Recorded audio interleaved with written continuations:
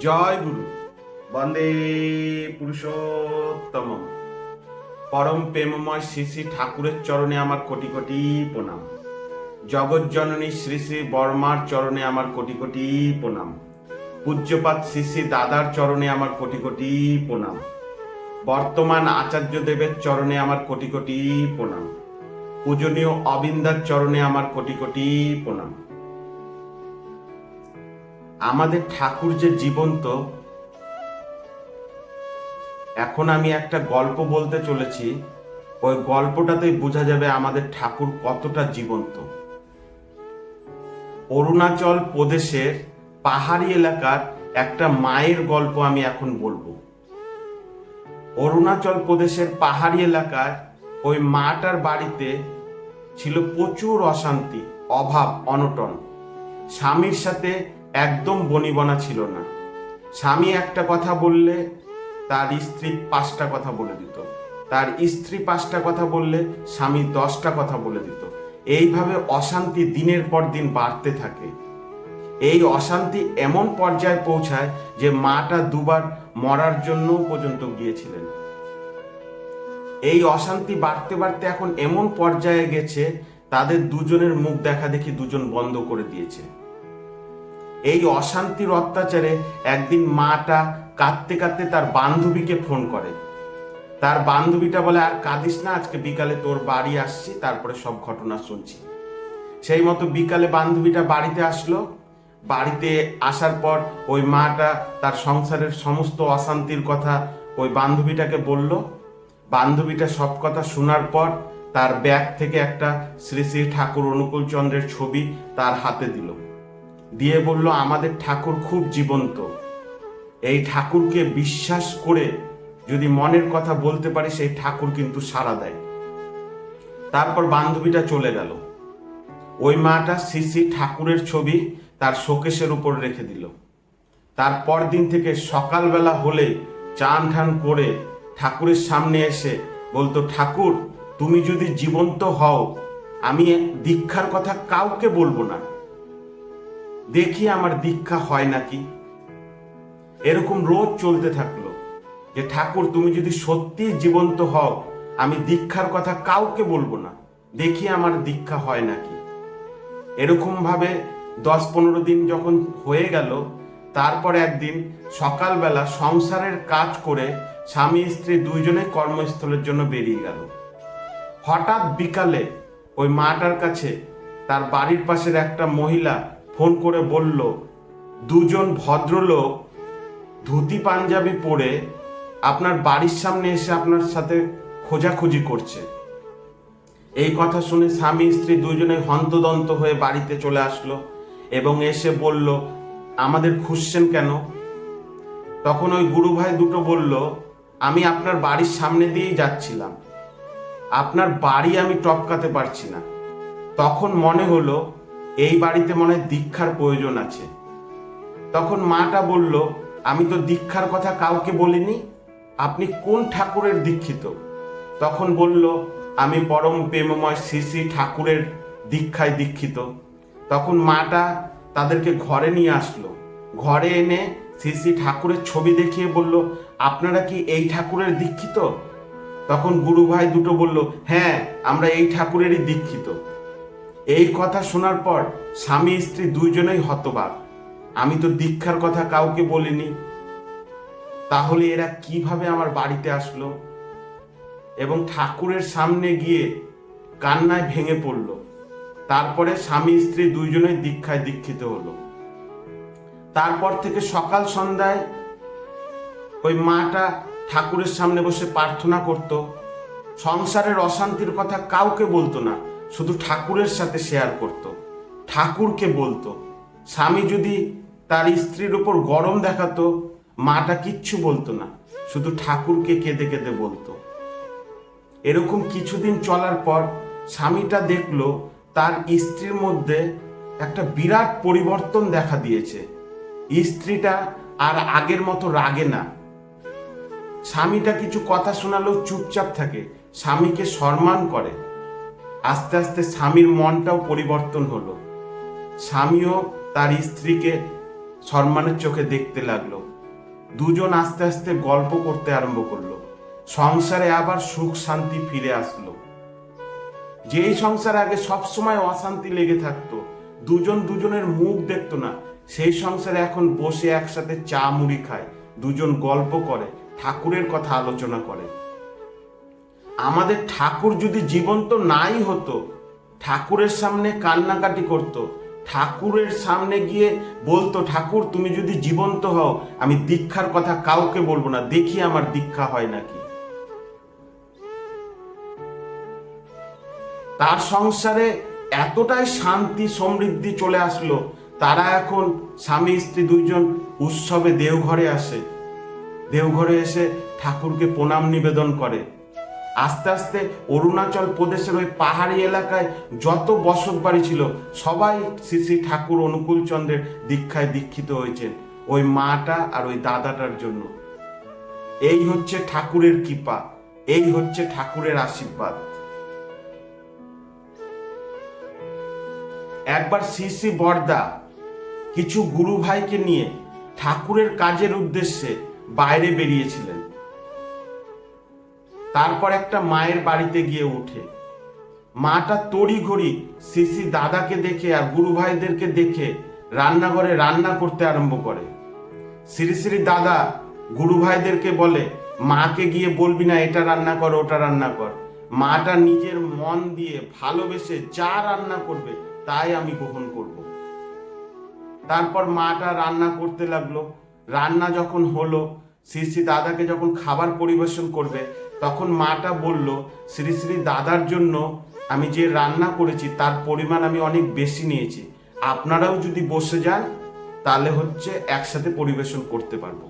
তো শ্রী শ্রী দাদা খেতে বসেছে, তার পাশে গুরু ভাইগুলাও খেতে বসেছে। শ্রী শ্রী দাদা চুপচাপ খাবার খেয়ে যাচ্ছে আর মাটাকে বলছে, মা রান্নাটা দারুণ হয়েছে। গুরু ভাইগুলোকে যখন রান্না দিল, তরকারিতে লবণের পরিমাণ অতিরিক্ত, তরকারিটা মুখে দিতে পারছে না গুরু ভাইগুলা। কিন্তু গুরু ভাইগুলা যখন শ্রী শ্রী দাদার দিকে তাকিয়ে আছে, তখন দেখছে শ্রী শ্রী দাদা খুব শান্তভাবে খাবারটা খাচ্ছে আর বলছে, মা রান্নাটা দারুণ হয়েছে। আর মাটা সামনে দাঁড়িয়ে যে তৃপ্তি অনুভব করছে, মনে হচ্ছে তার জীবন সার্থক হয়ে গেছে। শ্রী শ্রী দাদা যখন মাকে কিছু বলল না, গুরু ভাইগুলাও কিছু বলল না যে তরকারিতে লবণ নুনের পরিমাণ অতিরিক্ত হয়েছে। তারপর যখন ওই মাটার বাড়ি থেকে দেওঘরের উদ্দেশ্যে গাড়িতে করে রওনা দিল, শ্রী শ্রী দাদাকে গুরু ভাইগুলো বলল, দাদা তরকারিতে তো লবণের পরিমাণ অতিরিক্ত ছিল, আর আমি যতটা জানি আমার থেকেও আপনি লবণ অনেক কম খান, তো ওই মাটাকে কেন বললেন না কিছু? তখন শ্রী শ্রী দাদা বলল, মাটা কত কষ্ট করে ভালোবেসে শ্রদ্ধা দিয়ে মন দিয়ে রান্না করেছে আমাদেরকে খাওয়াবে বলে। আমাদেরকে যখন খেতে দিচ্ছিল, আমাদের সামনে কিভাবে চেয়েছিল, তখন যদি আমি বলতাম তরকারিতে লবণ বেশি, এই খাবার খাওয়া যাচ্ছে না, ওই মাটার মনে কতটা আঘাত লাগতো, তোরা একবার ভেবে দেখেছিস? তো আচার্যদেব মানে কি? আচার্যদেব মানে যার আচরণ দিয়ে, যার কর্ম দিয়ে মানুষরা শিখতে পারে। আমরা হলে কি বলতাম, তরকারিতে লবণের পরিমাণ বেশি, খাবো না এই খাবার। মাটা কতটা দুঃখ পেত, কিন্তু আচার্যদেব চুপচাপ সেই খাবার খেয়ে নিল এবং মাটাকে বলল, রান্না খুব ভালো হয়েছে। মাটা কি তৃপ্তি পেল, কি খুশি হলো। এই হচ্ছে আচার্যদেবের আচরণ। আচার্যদেবের আচরণ আর ছোট ছোট কর্ম দিয়ে মানুষকে শিখিয়ে দেয় কিভাবে মানুষের সাথে চলা উচিত, কিভাবে মানুষের সাথে বলা উচিত। আমি একটা মায়ের কথা বলবো। মেদিনীপুর জেলার ঝাড়গ্রাম জঙ্গলে তার বাড়ি ছিল। বিধবা বয়স্ক মহিলা, তার বাড়িতে কেউ ছিল না। ছোট্ট একটা চায়ের দোকান চালাতো, ওই দিয়েই ওর সংসার চলতো। তো একটা অ্যালুমিনিয়ামের বাক্স নিয়েছিল। বহুদিন ধরে দেওঘরে যাওয়ার ইচ্ছা, শ্রী শ্রী বরদাকে দেখার ইচ্ছা, কিন্তু টাকার অভাবে সে দেওঘরে যাওয়া হচ্ছিল না, শ্রী শ্রী বরদাকেও দেখা হচ্ছিল না। তাই জন্য সে একটা অ্যালুমিনিয়ামের বাক্সে শ্রী শ্রী ঠাকুর, শ্রী বড়মা আর বড়দার ছবি রেখে অল্প অল্প করে টাকা জমাচ্ছিল, যেন সে দেওঘরে যেতে পারে, শ্রী বড়দাকে দর্শন করতে পারে। কিন্তু ভাগ্যের কি পরিহাস, ওই অ্যালুমিনিয়ামের বাক্সটা চুরি হয়ে গেল। সে কাঁদতে কাঁদতে পরম দয়ালকে বলল, হে দয়াল, আমি কি কোনোদিন তাহলে দেওঘরে যেতে পারবো না, শ্রী বড়দাকে দর্শন করতে পারবো না? এই বলে খুব কাঁদতো, প্রতিদিন কাঁদতো। আর চায়ের দোকান চালাতো, মনে মনে কষ্ট নিয়ে চায়ের দোকান চালাতো, আর পরম দয়ালের দিকে সবসময় ডাকতো। তো একটা কথা আছে, মনে দুঃখ নিয়ে আর বিশ্বাস নিয়ে পরম দয়ালকে যদি সম্পূর্ণ উৎসর্গ করে ডাকা যায়, পরম দয়াল ভক্তের ডাকে সাড়া দেয়ই দেয়। তো একদিন পুরীর মন্দিরে যাবে বলে ওই ঝাড়গ্রামের জঙ্গল দিয়ে যখন শ্রী বড়দা কিছু গুরু ভাইদেরকে নিয়ে যাচ্ছিল, তখন ওই জঙ্গলের মধ্যে দিয়ে যখন যাচ্ছিল, শ্রী বড়দা বলছিল, আমার না খুব চা খেতে ইচ্ছা করছে। তখন শ্রী বড়দার পাশে যে গুরু ভাইগুলা ছিল, তারা তো রীতিমতো অবাক, শ্রী বড়দা তো কোনোদিন চা খায় না, তাহলে হঠাৎ এখন চা খেতে কেন চাইলো? আর এই জঙ্গলের মধ্যে তো চায়ের দোকান নেই। শ্রী বড়দাকে জানালো, এই জঙ্গলের মধ্যে চায়ের দোকান কোথায় পাবো? তখন শ্রী বড়দা বলল, কিছুটা দূরে আগিয়ে চল, দেখবি একটা ঝোপড়ির মতো লণ্ঠন লাগিয়ে চা বিক্রি করছে, ওখানটাতে গিয়ে দাঁড়াবি। সেই মতো কিছুটা দূর এগিয়ে গেল, দেখলো হ্যাঁ, একটা ঝোপড়ির মধ্যে চায়ের দোকান, লণ্ঠন জ্বালানো।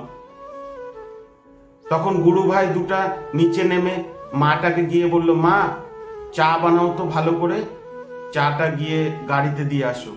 তখন মাটা বলল, না, আমার বয়স হয়েছে, তুমি বলো তাকেই চাটা খাওয়ার জন্য এখানটায় এসে বসতে। তখন গুরু ভাইগুলা বলল, ঠিক আছে, আপনাকে যেতে হবে না, আপনি ভালো করে চা বানান, চাটা আমি নিয়ে গিয়েই দিচ্ছি।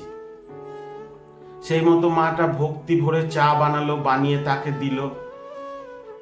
তখন গুরু ভাইগুলা চাটা নিয়ে গিয়ে যখন গাড়ির কাছে গেল, গাড়ির দরজাটা খুললো, তখন মাটার চোখ ওই গাড়ির দরজাতে ছিল। যেই দরজাটা খুললো, মাটা তো পুরা হতবাক। শ্রী বড়দা সাদা ধুতি পাঞ্জাবি পরে, বিশাল শরীর, চকচক করছে শরীর দেখে তো মাটা তো কাঁদতে কাঁদতে দৌড়াতে দৌড়াতে এসে শ্রী বড়দার পায়ে পড়ে গেল। তার চরণ ধুলি নিয়ে কাঁদতে কাঁদতে বলল, আমি দেওঘরে যেতে পারিনি, শ্রী বড়দাকে দর্শন করার জন্য আমি কত কষ্ট করেছি, আমার পয়সার বাক্সও চুরি হয়ে গেল, কিন্তু শ্রী বড়দা যে আমাকে এইভাবে দর্শন দিবে তা আমি কোনোদিন ভাবতে পারিনি। তাই জন্য বলে, ঠাকুরের দিকে ভক্তরা যদি এক হাত আগায়, ঠাকুর আমাদের দিকে 100 হাত আগায়। শুধু অন্তরে নাম জপ করতে হবে আর ভক্তি ভরে ঠাকুরকে স্মরণ করতে হবে। একবার শ্রী বড়দা দেওঘরের নাট মণ্ডপে বসে আছে, অনেক ভক্তবৃন্দর সমাগম। একটা ছোট ছেলে খেলতে খেলতে মাটিতে পড়ে যায় এবং সে খুব কাঁদতে থাকে। তখন মাটা কি করে, ওই মাটিটাকে 3-4 থাপ্পড় দেয়, ছেলেটা কাদা বন্ধ করে দেয়। তারপর মাটা যখন শ্রী বড়দাকে প্রণাম করতে আসে, বড়দা জিজ্ঞাসা করে, বাচ্চাটা যে কিছুক্ষণ আগে খুব কাঁদছিল, কাদাটা থামলো কি করে? তখন মা বলল, সে মাটিতে খেলতে খেলতে পড়ে গেছিল, খুব কাঁদছিল, তাই মাটিকে আমি 3-4 থাপ্পড় মারলাম, তো তারপর কাদাটা থেমে গেল। তখন শ্রী বড়দা বলল, যে ভুল করেছিস এই ভুল আর দ্বিতীয়বার করবি না। কারণ ওই বাচ্চা ছেলেটা কি দেখলো, সে যখন কারো কাছে আঘাত পেল তখন তুমি তাকে মেরে দিলে। আস্তে আস্তে সে যখন বড় হবে, কারো কাছে আঘাত পাবে বা কারো কাছে দুঃখ পাবে, তখন সে তাকে মারবে, কারণ ছোট থেকে সে শিক্ষা পেল। তো আচার্যদেবের এই ছোট ছোট শিক্ষা, এই ছোট ছোট আচরণ দেখে আমরা বুঝতে পারি সে ঠাকুরের কতটা কাছের। আমরা আচার্যদেবের কথা কেন মেনে চলবো তা এই গল্পগুলা দেখে বুঝতে পারি। বর্তমান আচার্যদেব শ্রী বাবাইদা, তার 2 ছেলে একবার খেলছিল, ছোট ছেলে আর বড় ছেলে। ছোট ছেলেটা একটা গাড়ি নিয়ে খেলছিল, গাড়িটা বড় ছেলেটা নিয়ে নিয়েছিল। ছোট ছেলেটা খুব কাঁদতে কাঁদতে গিয়ে বাবাকে বলল, আমরা হলে কি করতাম, ওই গাড়িটা কেড়ে ছোট ছেলেকে দিয়ে দিতাম। এতে বড় ছেলেটার কিন্তু একটু রাগ হতো, অভিমান হতো, কিন্তু বর্তমান আচার্যদেব শ্রী বাবাইদা এরকম করলো না। সে ছোট ছেলেটাকে বোঝালো গাড়িটা কার, তখন ছোট ছেলেটা বলল গাড়িটা আমার। দাদাটা কার, তখন ছোট ছেলেটা বলল দাদাটাও আমার। তাহলে তোর গাড়ি তোর নিজের দাদা নিল, এতে কাঁদছিস কেন, তোরই তো দাদা। তখন ছেলেটা চুপ করে গেল, ছোট ছেলেটা। বড় দাদাটাও খুশি হলো, দুই ভাই মিলেমিশে খেলতে আরম্ভ করলো। এই যে ছোট ছোট আচরণ, এই যে ছোট ছোট কর্ম, আচার্যদেব ছোট ছোট কর্মের মাধ্যমে আমাদেরকে বোঝায় আমাদের কিভাবে চলতে হয়, কিভাবে মানুষের সাথে মিশতে হয়, কিভাবে অন্যকে আঘাত না দিয়েও ভালোভাবে কর্ম করা যায়। তা আমরা আচার্যদেবকে দেখে শিখতে পারি। আমরা আচার্যদেবের কথা কেন শুনবো না, তাদের নির্দেশ কেন পালন করব না? তাই জন্য এই গল্পগুলো আমি বললাম। আজকে শ্রী বড়মার জন্ম মাস, শ্রাবণ মাস, বিভিন্ন জায়গায় মাতৃ সম্মেলন হয়। আমি সন্ধ্যায় বাড়িতে বসে আছি, আমার বউ এসে বলল পাশের বাড়িতে মাতৃ সম্মেলন হচ্ছে, আমি যাব? আমি 1 সেকেন্ডের জন্য না ভেবে বললাম হ্যাঁ হ্যাঁ যাও, বড়মার মাতৃ সম্মেলন হচ্ছে, কেন যাবা না, যাও। মাতৃ সম্মেলন করে ঠরে এসে আমাকে এসে জল লাগিয়ে দিচ্ছে, বলছে মুড়ি খাবা? আমি বললাম না খাবো না। আমি বলছি তাহলে কফি করে দিই। আমি না একটা আলাদা পরিবর্তন দেখতে পেলাম। আমার বউ আমাকে খুব সম্মান করে, আমাকে খুব ভালোবাসে, কিন্তু আজকে মনে হচ্ছে ভালোবাসাটা একটু বেশি বাসছে। তখন আমি জিজ্ঞাসা করলাম কি ব্যাপার গো, কি হয়েছে? মাতৃ সম্মেলনে কি আলোচনা হয়েছে? মাতৃ সম্মেলনে আলোচনা হয়েছে স্বামীকে যে যত ভালোবাসবে, যে যত সেবা করবে, সেই নারী বা সেই স্ত্রী তত বেশি মঙ্গলের অধিকারী হবে, আর তার সন্তানেরা সুনিয়ন্ত্রণ সবচেয়ে ভালো সন্তান হবে। তাহলে মাতৃ সম্মেলনে আজকে আমার বউকে পাঠালাম, মাতৃ সম্মেলনে গিয়ে কি শিখে আসলো? যে স্ত্রী তার স্বামীকে যত বেশি সম্মান করবে, যত বেশি ভালোবাসবে, যত বেশি সেবা করবে, সেই নারী তত বেশি মঙ্গলের অধিকারী হবে, আর তার ছেলে মেয়েরা হবে বীর পুরুষের মতো।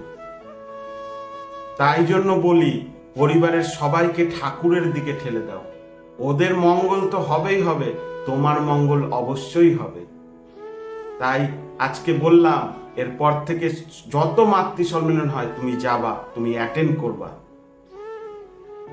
এই হচ্ছে আমাদের পরম পিতা, এই হচ্ছে আমাদের ঠাকুরের দয়া। একবার আমার বাবা, আমি আর মা, আমাদের বাড়িতে মা সকাল থেকে খুব কাজ করছে। সকালবেলা ঘরে সংসারের কাজ, তারপর গিয়ে অনেকগুলা কাপড় নিয়ে গিয়ে পুকুরে ধুয়ে ঠুয়ে আসলো, এসে মাটির উনুন ছিল আমাদের জন্য, আবার রান্না ঠান্না করলো এই গরমে। তারপর বাড়িতে যখন বাবাকে খেতে দিচ্ছে, তখন মা যখন খেতে দিচ্ছে বাবাকে, তখন বাবা বলছে বাহ, রান্নাটা তো খুব সুন্দর হয়েছে, তরকারিটা দারুণ হয়েছে, তরকারিটা একটু আমাকে আরো একটু দাও তো। মার যে এত খাটাখাটনি, মা যে এত কষ্ট করে রান্না করেছে, বাবার ওই একটা কথাতে মার সমস্ত ক্লান্তি দূর হয়ে গেছে। ওই যে খাবারের প্রশংসা করেছে, ছোট ছোট কর্ম, আমাদের বাড়ির বউ, আমাদের মারা যে এত কাজকর্ম করে, আমরা যদি একটু প্রশংসা করি তাতেই মারা কিন্তু খুব খুশি হয়, কাজের বেগ আরো বেড়ে যায়। তারপর যখন আমরা খেতে বসলাম, মা যখন আমাদেরকে তরকারি দিল, দেখছি ওই তরকারিতে নুনই নাই। আমি শুধু বাবার দিকে দেখলাম, বাবা চুপচাপ খেয়ে উঠে গেল। রাত্রে যখন বাবাকে আমি জিজ্ঞাসা করলাম, বাবা তরকারিতে তো নুন ছিল না, তুমি চুপচাপ খেয়ে নিলা, তখন বাবা বলল আমরা শ্রী শ্রী ঠাকুরকে ধরে কি শিখলাম, আমরা আচার্যদেবকে দেখে কি শিখলাম। তোর মা যে সারাদিন সংসারের কাজ করলো, কাপড় কাচলো, তারপর মাটির উনানে অত গরমে যে রান্না করলো, আমি যদি বলতাম তরকারিতে নুন হয়নি, ভাতটা যদি ছুঁড়ে ফেলে দিতাম, তোর মা কিন্তু আমার সাথে তর্ক করতো না, কিন্তু যে আঘাতটা পেত, যে দুঃখটা পেত, বাড়ির পরিবেশটা খারাপ হয়ে যেত। আমারও মাথা ঠিক থাকতো না, আমি তো বাইরে গিয়ে রাগ করে বসে থাকতাম। কিন্তু দেখ 10 মিনিট ওই খাবারটা আমি চুপচাপ খেয়ে নিলাম, আর বললাম রান্নাটা খুব ভালো হয়েছে, তরকারিটা চেয়ে গেলাম, তোর মা কি খুশি হলো, বাড়ির পরিবেশটা ঠিক থাকলো। ঠাকুরকে ধরে শুধু নিজের ভালো না, বাড়ির পরিবেশটা ঠিক রাখা, সমাজকে ঠিক রাখা, কিভাবে চলতে হয় বলতে হয় আচার্য দেবকে দেখে শেখা, শ্রী শ্রী ঠাকুরকে স্মরণ করা। তাহলে না আমরা ঠাকুরের দীক্ষায় দীক্ষিত। আমরা যে ঠাকুরের শিষ্য আমাদের মুখে বলতে হবে কেন, আমাদের আচার আচরণ দিয়ে সবাইকে বুঝিয়ে দিতে হবে আমরা ঠাকুরের দীক্ষায় দীক্ষিত, আমরা শ্রী শ্রী ঠাকুরের শিষ্য। আজকে আমরা গর্ব করে বলতে পারি আমরা সৎসঙ্গী। আমরা দেশের যে প্রান্তে যাই না কেন, আমাদের শ্রী শ্রী ঠাকুরের মন্দির আমরা সেখানে পাবো, আমরা গুরু ভাই সেখানে পাবো, আমরা থাকতে সেখানে পারবো, আবার আমরা আনন্দ বাজারও গ্রহণ করতে পারবো। ঠাকুরকে ধরলে শুধু ভালো না, তোমার জীবনে শুধু মঙ্গল আর মঙ্গল হবে। এই যে আজকে আমার বউ মাতৃ সম্মেলন থেকে আসলো, এসে আমাকে একটা গল্প শোনালো। গল্পটা আমার এতটা ভালো লাগলো, তাই আপনাদেরকে আমি বলছি। ভক্ত প্রহ্লাদের কথা আমরা সবাই শুনেছি। ভক্ত প্রহ্লাদের বাবা কে ছিল? রাক্ষসগণ, হিরণ্যকাশ্যপ। আমরা যতদিন জানি রাক্ষসের পেট থেকে রাক্ষসী হয়, কিন্তু রাক্ষসের পেট থেকে ভক্ত প্রহ্লাদ হয়েছে। কিভাবে হয়েছে? যখন হিরণ্যকাশ্যপ কঠিন তপস্যার জন্য ব্রহ্মদেবের তপস্যা করছিল, তখন ভগবানরা হিরণ্যকাশ্যপের বউকে নিয়ে গিয়ে গুরুকুলে নিয়ে যায় এবং ঠাকুরের দীক্ষায় দীক্ষিত দেয়। সবসময় ঠাকুরের গুণগান করে, সবসময় ঠাকুরের নাম জপ করে। তাই রাক্ষসগণ হওয়া সত্ত্বেও ও হিরণ্যকাশ্যপের বউর পেটে ভক্ত প্রহ্লাদ জন্মায়। তো ঠাকুরের নাম জপ করলে রাক্ষস কুল থেকেও ভক্ত প্রহ্লাদ জন্মায়। আজ ভক্ত প্রহ্লাদের কথা সবাই জানি। তার নাম জপের ফলে হিরণ্যকশ্যপ কতবার মারার চেষ্টা করেছে। তার বউ কিন্তু হিরণ্যকশ্যপের সাথে কোনোদিন তর্ক করেনি, তাকে কিন্তু খুব সম্মান করত। তার ছেলেকে যে মারতে গেছিল সে কাঁদতো, বলতো এইসব করা ঠিক না, কিন্তু কোনোদিন তর্ক করেনি। এমনি এমনি ভক্ত প্রহ্লাদ হয়নি। অসুর কুলে থেকে, রাক্ষস কুলে থেকেও ভক্ত প্রহ্লাদের জন্ম হয়েছে। তা আমরা তো মানুষ, আমরা যদি ঠাকুরকে ঠিকঠাক ভাবে ধরি, তাহলে আমাদের জীবনে কি কি হবে তা একবার ভেবে দেখেছো? এত কিছু ভাবার দরকার নাই, শুধু শ্রী শ্রী ঠাকুরের কে অনুসরণ করো, পূজ্যপাদ আচার্য দেবের নির্দেশাবলী মেনে চলো, ডিপি ওয়ার্ক করো, তোমার মঙ্গল তোমাকে ভাবতে হবে না। আমি গ্যারেন্টি দিয়ে বলছি, তোমার জীবনে শুধু উন্নতিই হবে, উন্নতিই হবে, জীবনে শান্তি আসবে, জীবন সমৃদ্ধি হবে। তাই শ্রী শ্রী ঠাকুরের জয়, সৎসঙ্গীর জয়, জগজ্জননী বড়মার জয়, পূজ্যপাদ আচার্য দেবের জয়, অবিন দাদার জয়। আমরা যাই কাজ করব শ্রী শ্রী ঠাকুরকে জানিয়ে করব। আমরা যদি বাজার যাই তাহলে শ্রী শ্রী ঠাকুরকে বলবো, ঠাকুর আমি বাজারে যাচ্ছি। আমরা যদি খেতে বসি, শ্রী শ্রী ঠাকুর আমি খেতে বসছি। আমাদেরকে কেউ যদি কটু কথা শোনায়, আমরা তর্ক করব না, এসে ঠাকুরকে বলবো, ঠাকুর আমার মনটা আজকে খুব খারাপ, ঠাকুর তুমি এই ব্যাপারটা দেখো, দেখবা তোমার মন কিছুক্ষণের মধ্যেই ভালো হয়ে যাবে। এই হচ্ছে ঠাকুরের নাম জপের পাওয়ার, এই হচ্ছে আমাদের পরম পিতার পাওয়ার। তাই আজকের মতো জয় গুরু, শ্রী শ্রী ঠাকুরের জয়, বন্দে পুরুষোত্তম, জয় গুরু। আপনারা ভালো থাকবেন, আর ঠাকুরের আশীর্বাদে আমরাও খুব ভালো আছি। আর সকল সৎসঙ্গ বৃন্দকে আমার আনন্দিত জয় গুরু। কালকে শ্রী শ্রী বড়মার জন্মমাস, কালকে অনেক বাড়িতে মাতৃ সম্মেলন হবে। আমি আশা করব বাড়ির প্রত্যেক মাকে মাতৃ সম্মেলনে অ্যাটেন্ড করানোর জন্য আপনারা অনুপ্রাণিত করবেন। এই বলে আমার ছোট্ট আলোচনা শেষ করছি। জয় গুরু।